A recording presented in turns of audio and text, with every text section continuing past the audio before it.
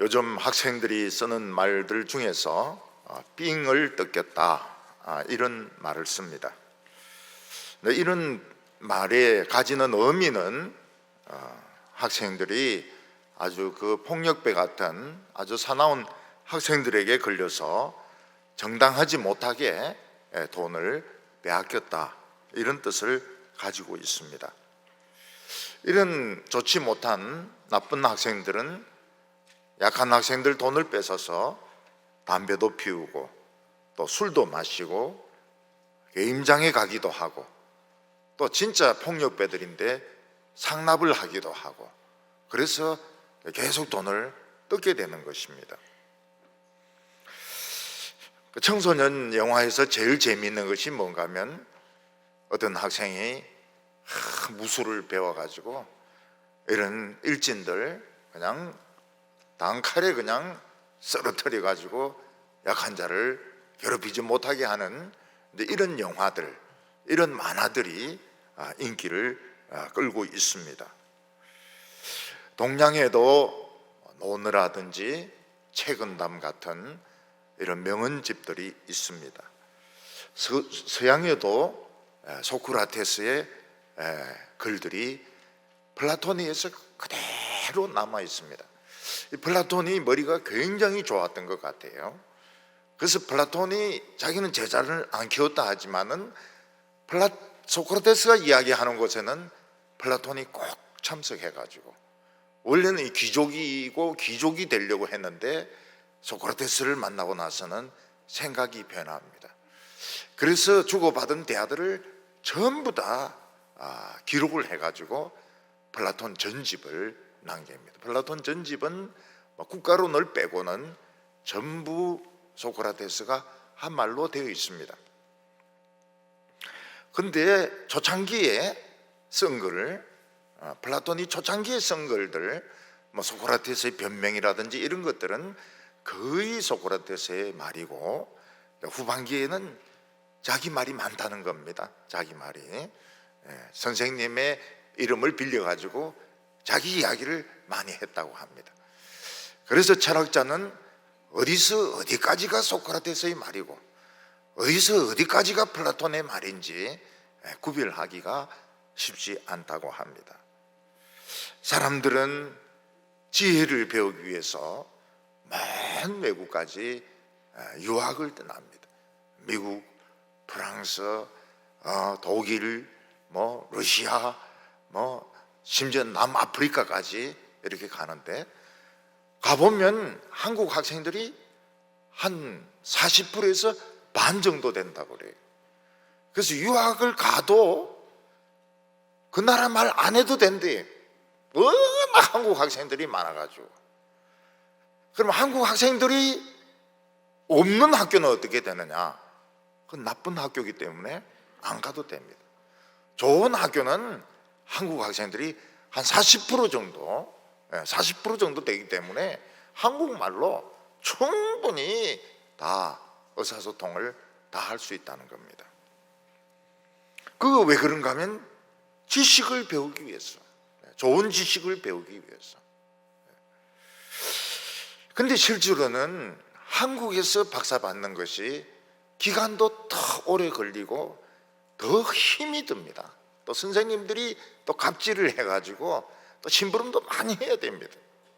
이게 굉장히 어렵게 한국에서 박사를 받아도 사실은 별로 알아주지 않습니다. 외국에서 박사 받는 것이 쉬울 수 있습니다. 빠를 수 있습니다. 그래도 사람들은 외국 박사를 더 알아줍니다. 제 생각 같아서는 특히 신학 같은 경우에는 석사는 외국에서 하더라도 박사는 한국에서 하는 것이 좋겠다 그런 생각이 듭니다. 워낙 박사에 신앙적이지 않기 때문에 외국에서 박사 받는 것은 좋지가 않겠다 이런 생각을 가지고 있습니다. 오늘 첫 번째는 우리 믿는 자들에게는 어떤 축복이 있느냐 하는 것입니다. 욥기에 보면은 욥기 28장에 사람들은 금을 구하기 위해서 보석을 구하기 위해서 땅 깊은 곳에 바위를 뚫고 내려갑니다. 금을 구하기 위해서, 보석을 캐내기 위해서. 광부들은 금이 나오는 이런 바위를 찾아내 가지고 그 길을 이제 뚫고, 옛날에는 그냥 꽃갱이로 뚫고 그냥 구멍을 내 가지고 바구니 같은데 줄을 달아서 막 흔들흔들 거리면서 그 금을 캐기 위해서, 보석을 캐기 위해서 내려갑니다. 근데 이 광부들은 그런 보석이 있는 지역을 찾는 것 자체가 굉장히 어렵습니다. 그리고 땅을 파고 내려가다가 잘못 건드리게 되면 수맥을 건드려 가지고 지하수가 막 터져 올라 가지고 물에 빠져 죽는 경우도 있고, 또 유독가스, 메탄가스가 또 나와 가지고 사람들이 질식해서 죽는 경우도 있고, 또 굴이 무너져서 죽는 경우도 있습니다. 욥은 동물의 맹수인 사자인데 묻습니다. 너 금이나 은을 있는 곳을 아느냐? 이러니까 사자가 모른다 그래요. 내가 약한 짐승은 잡아먹을 줄 알지만 금이나 은이 어디 있는지는 잘 모른다 그래요. 그래서 욥은 독수리에게 묻습니다. 높은 곳에 올라가고 눈이 굉장히 좋으니까 이 독수리가 이 바다에 있는 물고기를 그 발톱으로 잡으려고 팍 내려갈 때 시속 90km로만 내려간다 그래요. 그냥 꽂히듯이 내려가서 물고기를 탁 잡아가지고 올라오는데, 금이나 은이나 보석이 어디 있는 줄 아냐? 이러니까 내가 물고기는 잡을 줄 알고 토끼는 잡을 줄 알고 시체는 뜯어먹을 줄 알지만 금이나 은이나 보석이 있는 곳은 모른다고 대답을 합니다. 금이나 은이나 보석을 찾는 것도 이렇게 어려운데 이것보다 훨씬 가치가 있는 하나님의 지혜는 과연 어디서 찾느냐 하는 것입니다.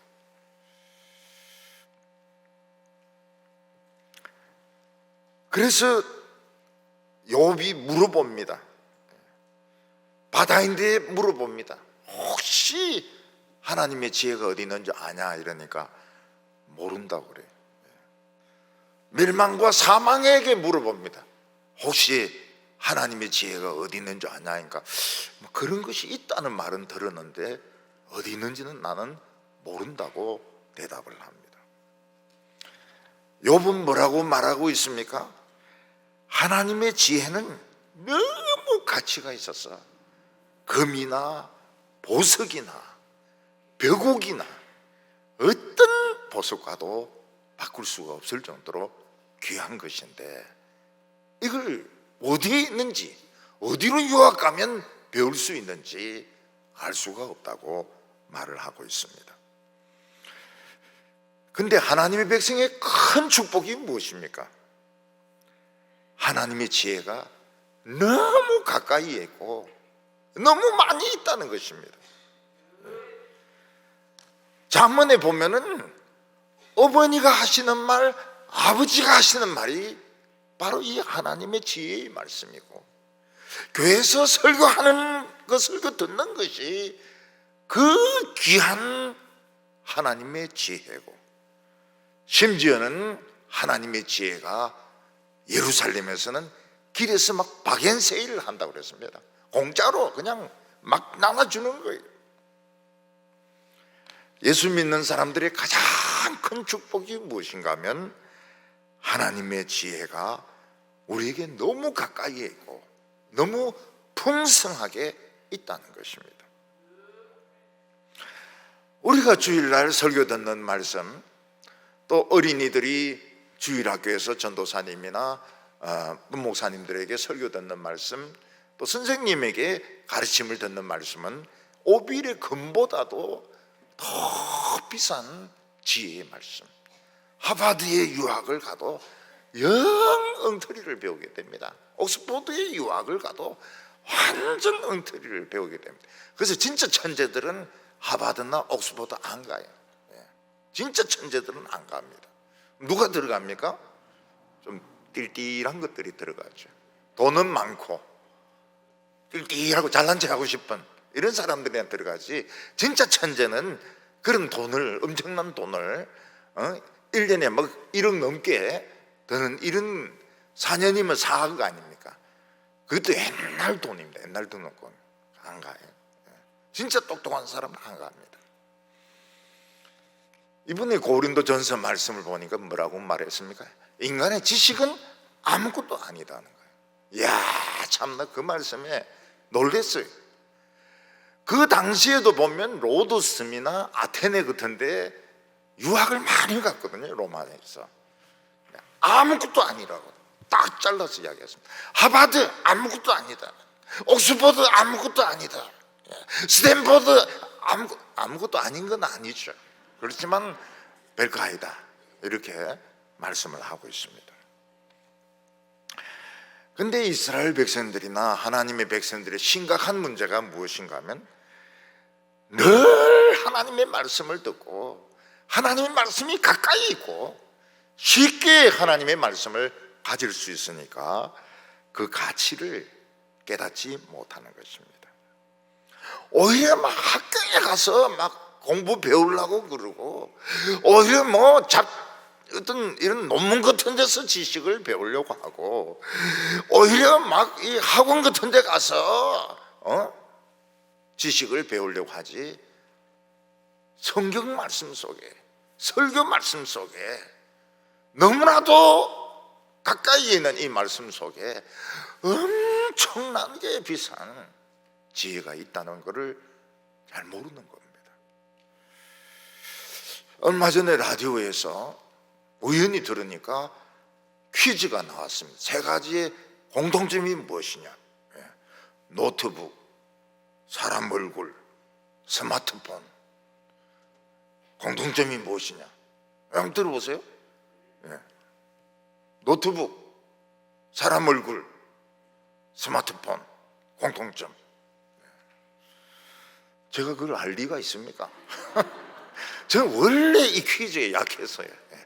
퀴즈에 정답을 맞춘 적이 거의 없습니다. 저는 늘 엉뚱한 대답을 하곤 했는데, 이게 뭐냐? 힌트를 딱 주더라고요. 힌트. 어떤 과일을 빼먹는다. 애플이구나. 애플. 정답은 애플이었습니다. 그리고 지금은 기간이 지나서 답을 보내도 상이 없습니다. 사람 얼굴이 뭡니까? 안면 인식 기능이 있는 거예요. 스마트폰이나 거기에 이 사람이 사용자인가 아닌가, 유저인지 아닌지 안면 인식 기능이 있는 겁니다.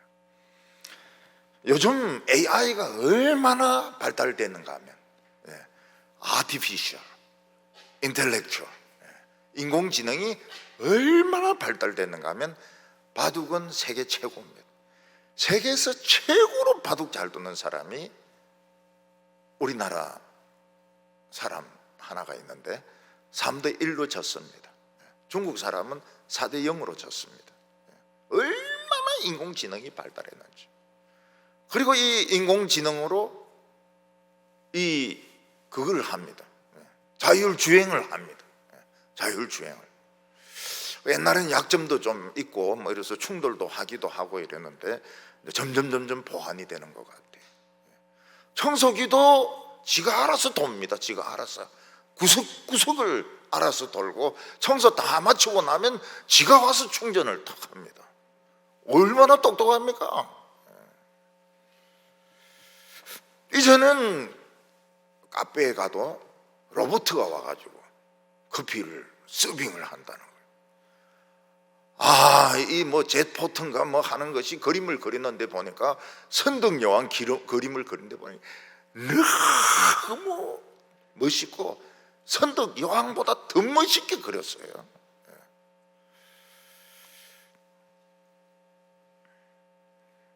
얼마 전에 신문을 보니까 어떤 사람이 강남에서 7층, 8층 되는 이런 건물을 8개를 가지고 있었습니다. 그걸 가지고 학원을 했는데 학원 학생 수가 12,000명이에요. 그리고 그 학원 학생들을 나르는 버스가 40대입니다. 40대. 막 엄청난 학원 사업을 한 것이죠. 그런데 그 사람이 그거 다 때려치우고 강원도 양구, 최고로 북쪽에 있는 양구에 가서 지금 사과밭을 하고 있습니다. 왜 학원 일을 그만두었느냐 물어보니까 스트레스 때문이래요. 아이들이 문제를 일으키거나 강사가 그만두거나 부모가 찾아왔다 이러면 그냥 가슴이 덜컹덜컹한데, 그래서 아무리 돈을 많이 벌어도 내가 이런 식으로는 못 살겠다. 그래가지고 양구에 가서 사과 농사 짓는데 몇 년 실패했지만은 거기서는 행복하다는 겁니다. 근데 놀라운 것은 이 학원 원장이 대학 안 나왔어요. 대학 안 나와도 이렇게 큰 사업을, 머리만 잘 쓰니까 이렇게 큰 사업을 벌렸는데 스트레스 때문에 자기가 그 일을 할 수 없었다고 말하고 있습니다. 그러니까 큰 빌딩 8개 하고 버스 40대보다 더 무서운 게 뭡니까? 스트레스입니다. 옛날에는 제일 무서운 게 뭐냐 이래 물으면 귀신이라 했는데 요즘은 스트레스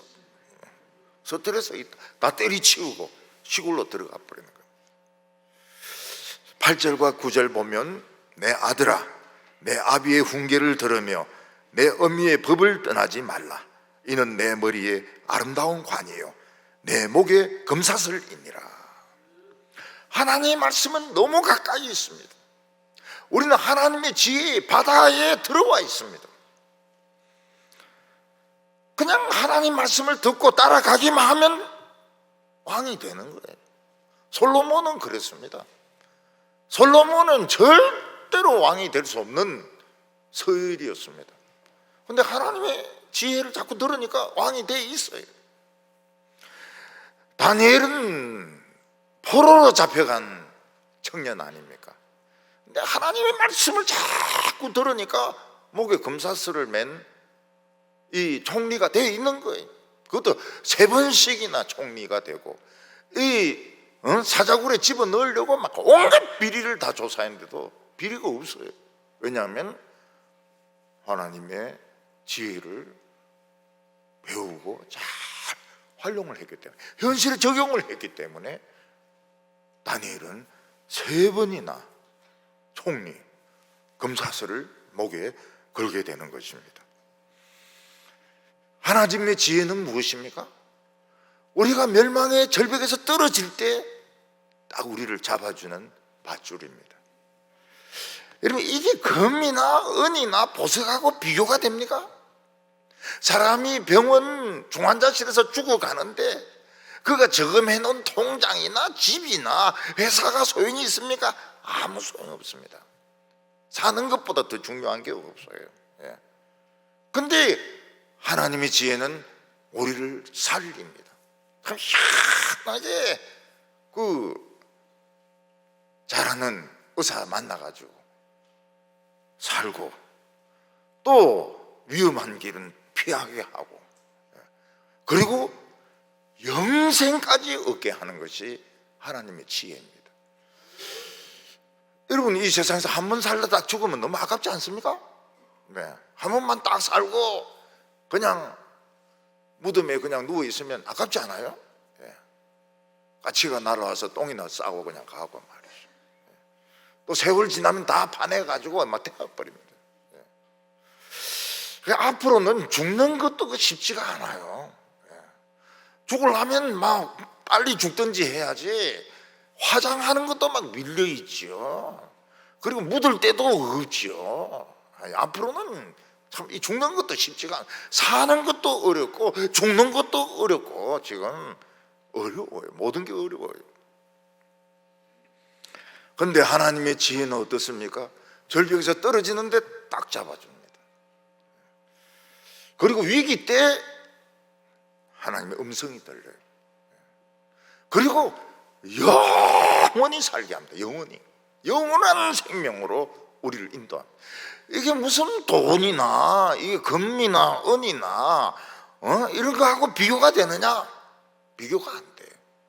우리는 그 바다 안에 들어가 있습니다. 지혜의 바다 안에. 그 지혜의 바다를 막 우리는 마시고 헤엄을 치고 그걸 현실에 잘 응용을 하면 너무너무 아름다운 인생을 살 수 있는 겁니다. 좌판이 우판이 막 코로나니 뭐 어쩌니 이래도 굉장히 아름다운 인생을 살 수 있게 하는 것이 무언가 하면 바로 이 하나님의 지혜인 것입니다. 제가 한 번은 그 부산에서 이틀에 하루에 2번 그 부흥회를 했습니다. 이곳에서 한 번 하고 저곳에서 한 번 하고 프로그램이 그렇게 돼 있어가지고 목이 잔뜩 부었어요. 목이 잔뜩 부었는데 소금이 어디 있습니까? 소금물로 이거를 우가이를 해야 되는데 제 아내가 이 하나님의 지혜를 가진 것 같아요. 병을 들고 막 바로 뛰어나가더만 바닷물 퍼가지고 오는 거예요. 이 바닷물이 진짜 이 소금물이거든요. 막 하니까 막 이게 변도선이 싹 나와버리는 거예요. 이야, 이 하나님의 지혜가 바로 옆에 있는데 머리만 조금만 쓰면은 그냥 얼마든지 퍼가 와가지고 막 한 달 아이도 마실 수 있는데 밤새도록 그냥 소금물 못 구해가지고 막 끙끙거리면 그 얼마나 불쌍합니까? 하나님의 백성들이 말씀의 가치를 모릅니다. 목사들이 말씀의 가치를 모릅니다. 어떤 사람은 아주 듣기 싫어하는 사람도 있습니다. 이게 문제입니다. 참 가까이에 있는데 하버드, 옥스포드, 스탠포드, 예일 그 비교가 안 되는 그런 지혜가 우리에게 있는데 우리는 그냥 컴플렉스만 가지고 우리 이 지혜를 가치도 모르고 쓸 줄도 모르고 그게 하나님의 백성들의 비극인 겁니다. 오늘 2번째로 우리 인간에게는 선악을 분별하는 지식이 있느냐 하는 것입니다. 하나님께서는 에덴 동산을 만드시고 동산 가운데 생명나무와 선악을 알게 하는 나무를 심으셨습니다. 하나님께서는 아담과 하와에게 모든 열매는 먹을 수 있지만 동산 중앙에 있는 선악을 알게 하는 나무의 열매는 먹지 말라고 했습니다. 그때 인간들이 생명나무에 관심을 가지고 생명나무 열매를 따먹고 생명의 말씀에 순종했더라면 지금 병원이 필요가 없습니다. 묘지도 필요가 없어요. 그냥 영생으로 사는 겁니다. 근데 사람은 하지 말라 하면 꼭 하고 싶은 거예요. 하지 말라는데 매력을 느낍니다. 그래서 이 뱀이 교활하게 여자에게 미끼를 탁 던집니다. 하나님이 이 동산 모든 나무의 실과를 먹지 말라고 하더냐? 이러니까 여자가 다 먹을 수 있는데 그 선악을 알게 하는 나무 열매는 먹지도 말래, 만지지도 말라고 했어. 그러면 혹시 죽을지 모르니까. 이게 말씀이 굉장히 많이 바뀐 거예요. 하나님은 만지지 말라는 말씀을 한 적이 없습니다. 이거 자기가 지어낸 거예요. 자기들이 만들어낸 거예요. 혹시 만지면 먹게 될까 싶어서 하나님 말씀에 더 순종하려고 만들어낸지는 모르겠어요. 그리고 죽을지도 모르겠다. 왜냐면 죽음을 모르니까요. 한 번도 안 죽어봤거든요. 죽음이 뭔지를 몰라요. 그러니까 하나님은 반드시 죽는다 이러는데 죽을지도 모르겠다. 이러니까 벌써 뱀은 딱 알아챕니다. 하나님의 말씀을 제대로 안 믿는구나. 그래서 결단코 죽지 아니하리라 아주 세게 나갑니다. 절대로 안 죽는다. 하나님이 왜 먹지 말라고 했느냐? 너희들이 그것을 먹는 순간 선과 악을 아는 지식을 가지게 되어서 하나님과 같이 되기 때문에 하나님 못 먹게 하는 거라고. 그게 이제 지식이 나옵니다. 선과 악을 아는 지식을 너희들이 가지게 된다는 겁니다. 인간들이 그 선과 악을 알게 하는 나무의 열매를 먹었을 때 정말 하나님과 같이 선악을 분별하게 되었습니까? 아닙니다. 선은 싫어하게 되었어요. 그리고 악을 좋아하게 되었습니다. 그 전에는 선악에 대해서 중립적인 상태에 있었는데 선은 싫어하고 악은 좋아하게 되었습니다. 아담과 하와가 처음에는 옷을 안 입었는데 부끄러워 안 했다는 거예요. 이거는 성적으로 그들이 굉장히 그 어린애 같은, 전혀 이 성적인 이런 감정이 디벨롭이 안 된 상태에 있었던 거예요. 어린애 같은 이런 상태였던 겁니다. 근데 그 나무 열매를 먹고 난 뒤에는 이 성 문제에 대해서, 섹스에 대해서 굉장히 예민해지고 발달되게 되고 부끄러워하게 되면서도 아주 유혹을 느끼는, 나중에는 어떻게 됩니까? 나중에는 어떤 이성, 다른 이성에 대해서도 욕망을 느끼는 이런 지식을 가지게 된 것입니다.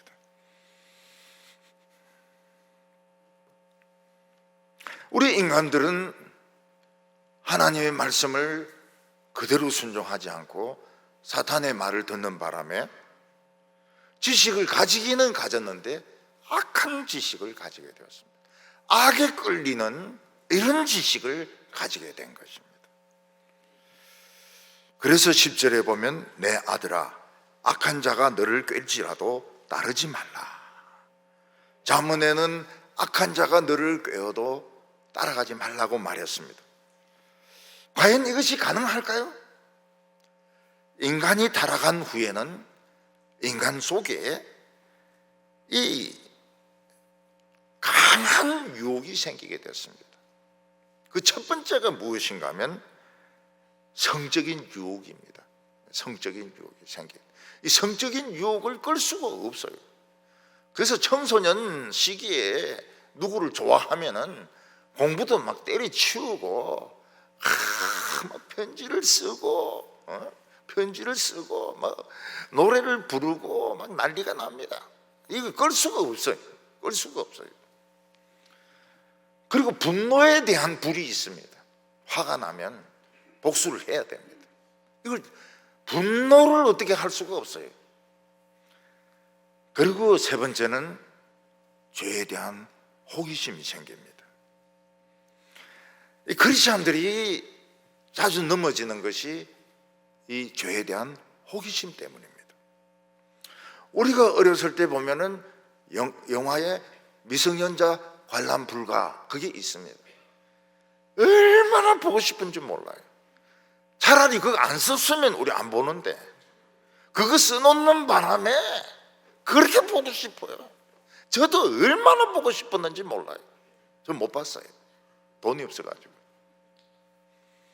요즘에는 이제 그 텔레비전에 영화로 나오니까 18금, 19금 저희들은 볼 수 있습니까? 없습니까? 볼 수 있죠.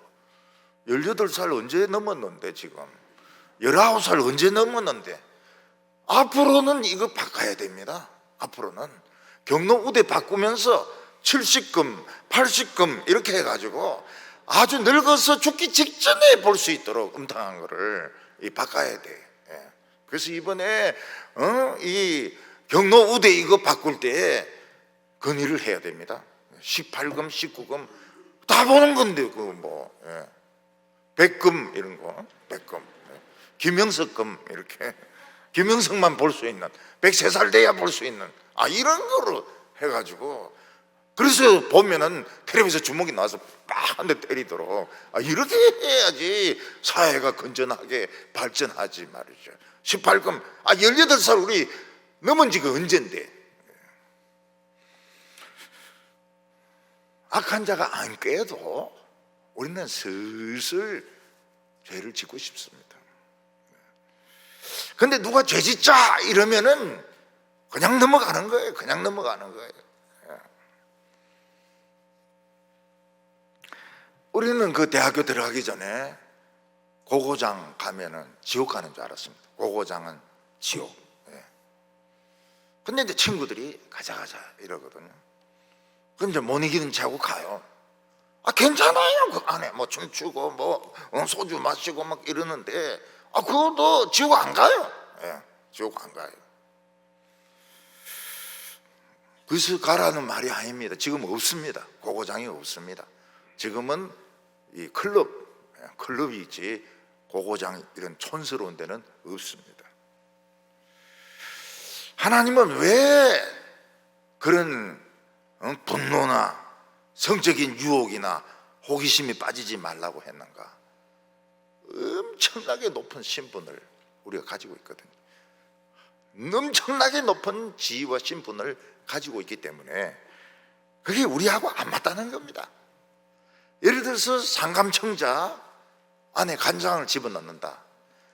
그러면 사람들이 도대체 이게 얼마짜리인데 상감청자를 간장병으로 만드느냐고 막 야단을 칠 겁니다.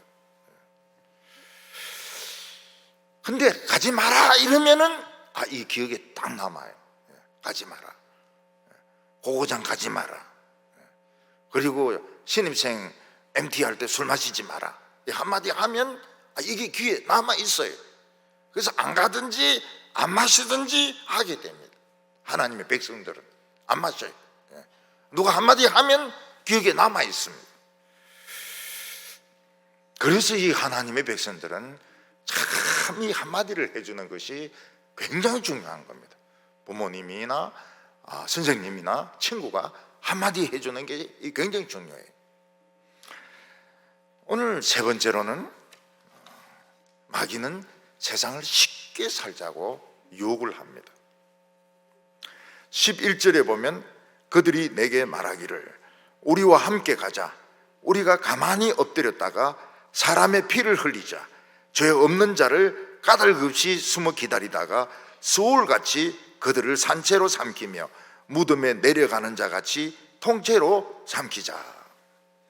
힘이 세면 어떻습니까? 돈을 뺐습니다. 얼마나 쉽습니까? 야, 주머니에 든 거 다 내봐. 그러면 막 겁이 나가지고 막 내놓으면 이제 그거 가지고 가는 게 얼마나 세상을 쉽게 사는 방법입니까? 일진 같은 이런 깡패들이 건드린 애들이 어떤 애들입니까?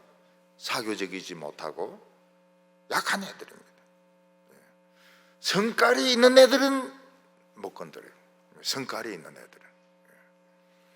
제가 이 청소년 때 성깔이 좀 있게 보였던가 봐요. 못 건드려요. 나는 교회 가서 못 건드린 줄 알았더니 생긴 게 좀 성깔이 있게 생겨서 못 건드린 것 같아. 두 개 다겠죠 뭐. 하나님이 야 내가 너 지켜주는데 섭섭하게 그래 강대상에서 그런 소리를 하냐? 그래서 그건 취소. 하나님이 지켜주셨고, 우리 교회가 이제 지원하는 그 일본 선교사가 있습니다. 그 아들이 이제 일본 학교를 다니는데 일본이 그 이지메가 심하지 않습니까? 그래서 얘가 이지메를 당했습니다. 반 애들이 막 단합해가지고 괴롭힌 거예요. 그러니까 얘가 엄마인데 가가지고 오늘 학교에서 막 애들인데 많이 괴롭힘을 당했다고. 그러니까 이 선교사님 부인이 지혜가 있잖아요. 지혜가 있거든요. 그래서 얘를 몰래 태권도 학원에 보낸 겁니다. 태권도 학원에. 나중에 또 애들이 또 얘를 괴롭혔습니다. 집단으로. 그때는 이제 얘가 이제 제법 이걸 한 거예요. 그래서 두목을 오라 해가지고 당장 코를 때려가지고 코피를 흘려버린 겁니다. 어렸을 때는 코피를 터뜨리면 이기는 거거든요.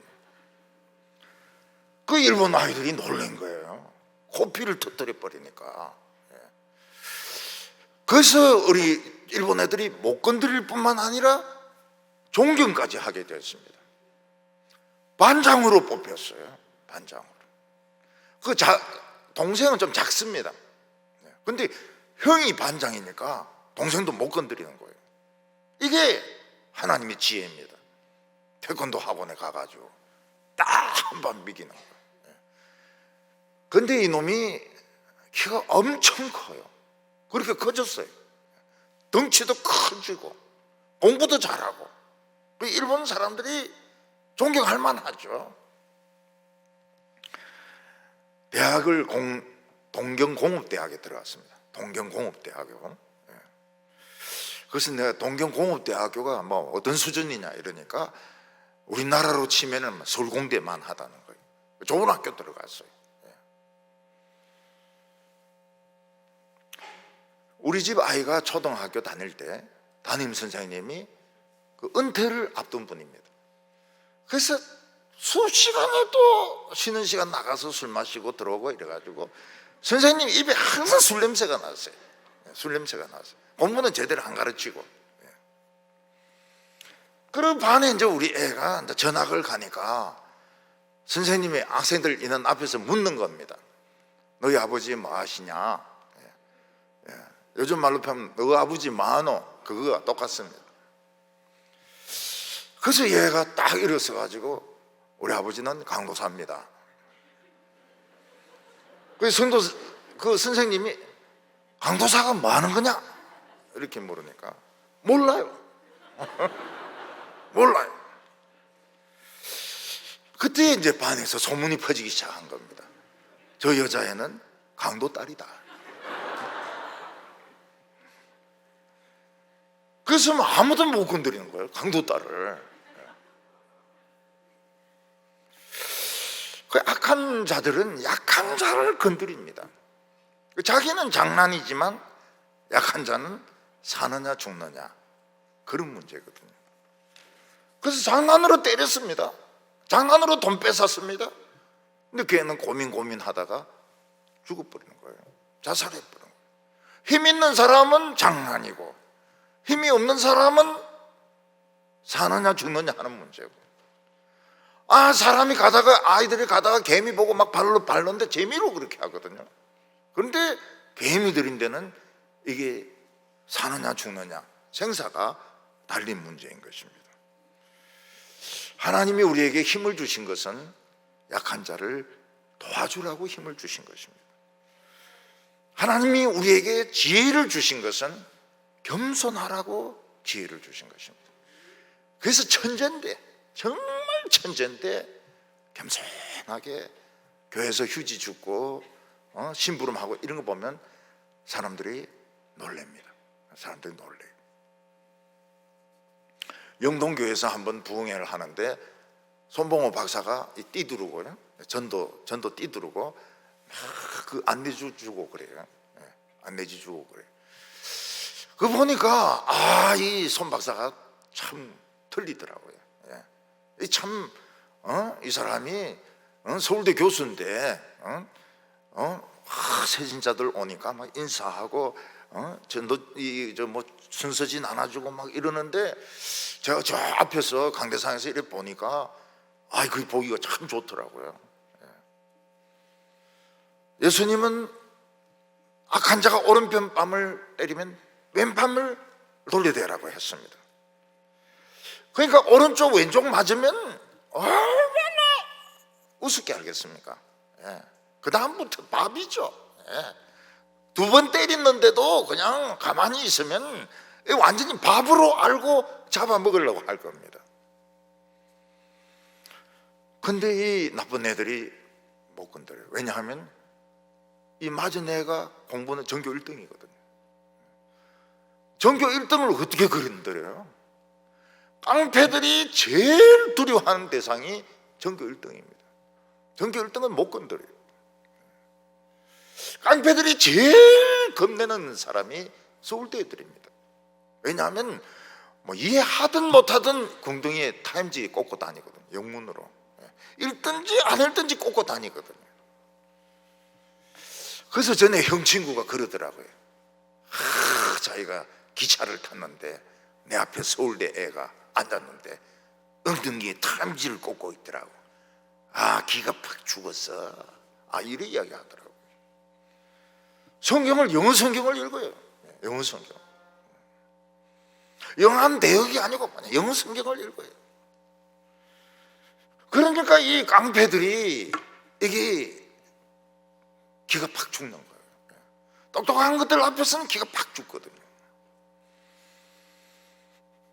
우리가 힘을 남용하지 않을 때, 힘이 있지만 힘으로 약한 자를 돕고, 할머니들 돕고, 엘리베이터 타는 것도 없고, 휠체어 밀어주고, 막 천재인데, 우리나라 천재인데 겸손하게 성가대하고, 시원성가대 하고, 존경스럽죠. 너무 존경스럽죠. 저 천재가 말이죠, 정말 평범보다 더 낮아요. 서울대 교수가 교인들 오면 막 인사하고 순서지 막 나눠드리고 자리 안내하고, 그게 보기 얼마나 좋습니까? 사람 버는, 돈 버는 거 어렵습니다. 근데 쉽게 벌자고 유혹을 해요. 그래서 도박을 하기도 하고 계모임 같은 거 하기도 합니다. 옛날에 우리나라가 가난했을 때는 이 개가 목돈을 모으는 금융수단 중에 하나였습니다. 이자율도 높고요. 근데 돈 날리는 위험성이 굉장히 높았습니다. 어떤 학교 여선생님이 그냥 휴가 때 장난삼아 강원랜드에 들어간 거예요. 그래서 정말 장난삼아 파친코를 했는데 이게 딱 걸려가지고 철철철철 돈이 나오는 겁니다. 이 동전이 나오는 거예요. 그때 이 사람이 돈 잃었어야 되는데 돈 딴 게 문제라는 거예요. 돈 딴 게.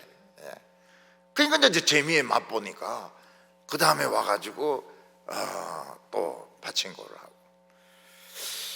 그 다음에 안 되니까 이제 뭐 전세금 집어였고 학교 퇴직금 집어넣고, 본전만 찾으면 이제 집에 가려고 하는데 본전 찾기가 쉽습니까?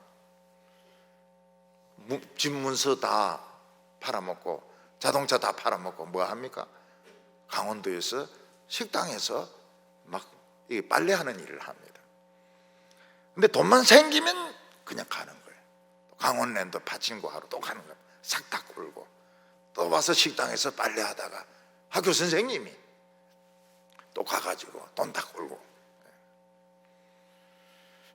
거기 경찰서에는 그냥 가기만 하면 2만 원을 준대요. 집에 간다고. 왜냐하면 워낙 차 팔고 빈털터리가 된 사람이 많아가지고 아마 국가에서 그 예산을 배정해 주는가 봐요. 이 빈털터리들을 차비 주라고 안 가요. 이 사람들이 중독이 돼가지고 안 갑니다. 새로운 사람이 있으면은 방법 막 가르쳐 줍니다. 그리고 돈 조금 받아요. 그리고 먹고 사는 거예요. 아니면 식당에서 빨리 하면서 그래도 또 돈 생기면 또 가는 거예요.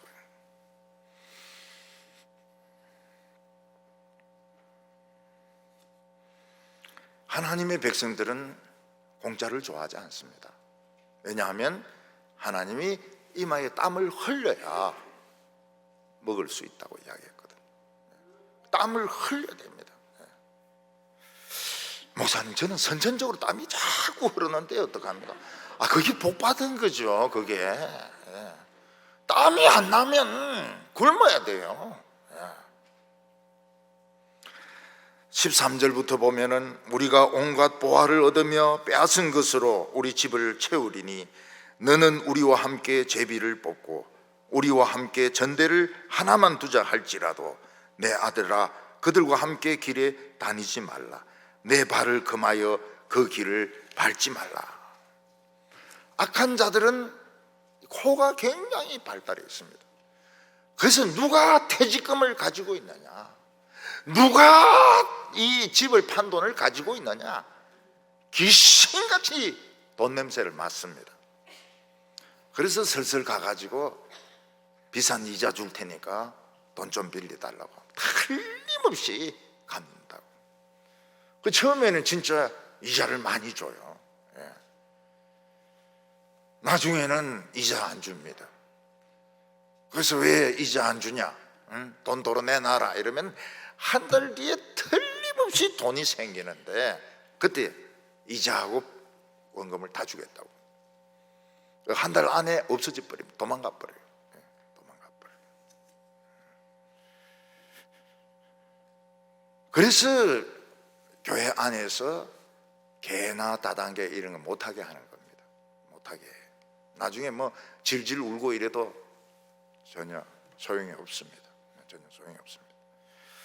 하나님의 백성들은 그 이자에 현혹되면 안 돼요. 지금 은행이 이자놀이 해가 엄청 돈 벌고 있지 않습니까? 나중에 또 당합니다. IMF 때 제일 당한 데가 은행입니다. 은행. 마귀는 돈 냄새를 맡아요. 그래서 크리스찬들은 가까운 사람이 진짜 어렵다 그러면 돈을 줘버려야 됩니다. 갚지 마라, 이자 내지 마라, 그냥 준다. 내 범위 안에서 줘버리고 차버려야 됩니다. 잊어먹어버려야 돼요. 돌려주지 마라. 그걸 끝내버려야 돼요. 그 이자에 미끼에 걸리면 나중에는 진짜 속도 상하고 정말 교회도 믿고 신앙도 타격을 받고 그렇게 되는 것입니다. 제비를 뽑고 우리 같이 지갑을 같이 쓰자. 이게 이제 개놀이 하는 거 아닙니까? 어떤 사람은 막 이 개놀이를 막 키우고 이러니까 돈을 보면은 사람이 환장을 하거든요. 돈 가지고 도망을 가버리니까 나머지 사람들은 이제 전부 벙찌는 겁니다. 그들은 세상 이익을 위해서 살자고 합니다. 우리는 세상을 살면서 다른 사람을 내 이익 수단으로 생각하기 쉽습니다. 심지어는 교회도 그렇습니다. 뭐 은행 다니거나 또 무슨 뭐 정치인이거나 뭐 대학 교수구나 이러면 그런 사람들을 잘 친하게 지내가지고 이용하려고 하고, 어떤 사람은 돈 많은 사람들만 리스트를 따로 만들어 가지고 관리를 하는데도 있다고 합니다. 어느 날 제자가 공자에게 묻습니다. 인이 무엇입니까? 공자는 인을 굉장히 강조했거든요. 인이 무엇입니까? 그렇게 물으니까 공자가 뭐라고 대답합니까? 인은 사람을 사랑하는 것이다. 그래서 사람들은 공자를 존경합니다. 공자 때는 전국 춘추 시대의 말기고 전국 시대가 넘어가는 때입니다. 그때는 폭력이 최고고 무기가 최고고 힘센 놈이 최고입니다. 근데 공자는 인간을 사랑하는 것이 인이고 인이 최고다고. 공자는 직장을 구하지 못합니다. 너무 비현실적이어서 계속 돌아다니기만 합니다. 공자의 제자들 중에서는 벼슬한 사람이 있습니다. 공자는 취직이 안 돼요. 그래서 어떤 사람이 묻습니다. 제자들이 우리 선생님 봤냐고. 키 크고 덩치 굉장히 크고 머리가 짱구인 그런 사람 봤냐 이러니까 그 성문 앞에 상갓집 개 같은, 비 맞은 개 같은 사람이 있더라는 거예요. 그게 공자입니다. 공자. 덩치는 엄청 커요. 머리는 짱구고. 사람들이 공자를 존경하는 이유가 어디에 있습니까? 주먹이 세고 칼이 세고 업무 설수가 최고인 그 시대에 그는 끝까지 인간을 사랑한 겁니다. 휴머니스트. 공자의 휴머니즘, 그는 인간을 사랑한 것입니다. 우리 성도들이 학원을 하거나 유치원을 하거나 뭘 할 때도 한 명 한 명 들어오는 걸 사람이 들어온다 이래야 되지 돈이 들어온다 이러면 안 됩니다. 교회도 마찬가지, 교인이 들어온다 이래야지 돈이 들어온다, 헌금이 들어온다 이러면은 공자보다 형편없이 질 떨어지는 인간이 되는 것입니다. 사람이 사람으로 보여야죠. 사람이 돈으로 보이면 안 되는 겁니다. 그래서 오늘 또 누구하고 이야기하니까 그 지방대학교 몰락하겠다고, 지방대학교 몰락하겠다고, 이사장이나 뭐 총장이 이런 사람들이 돈 빼돌린 학교는 벌써 문 닫았습니다. 근데 서울에도 보니까 고등학교가 문 닫고 지방에도 중학교가 문 닫아요. 신입생이 없어요. 신입생이 없어요.